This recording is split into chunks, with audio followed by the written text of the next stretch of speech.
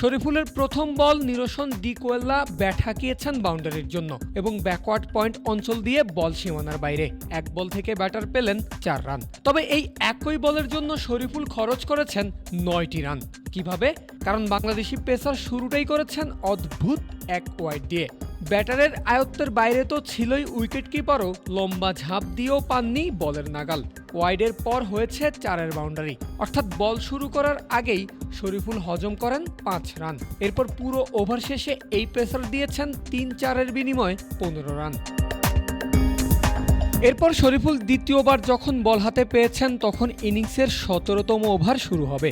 এর মধ্যে গালে মার্বেলসের ব্যাটারদের কাছে তার দল ক্যান্ডি ফ্যালকনসের বোলাররা হজম করেছে 154 রান। নিজের দ্বিতীয় ওভারের প্রথম বল থেকে শরীফুল আদায় করে নিয়েছেন ডট। চলছে প্রেডিকশন গেম নগদ অ্যাপে। প্রেডিকশন করে জিতুন জিক্সার বাই টিভি, স্মার্টফোন সহ আরো অনেক পুরস্কার।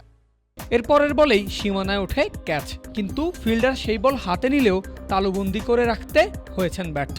ফলে ক্যাচ তো মিস হয়েছেই, উল্টো বল গিয়ে পড়েছে বাউন্ডারির বাইরে 6 রানের জন্য। পরে ডেলিভারিতে আবারও হাওয়ায় উঠেছিল বল, তবে এবার পড়েছে নোম্যান্স ল্যান্ডে। পঞ্চম বলে আরও একটা 4-এর বাউন্ডারি হজম করেন বাংলাদেশি পেসার, আর ওই ওভার শেষ করেছেন 14 রান দিয়ে।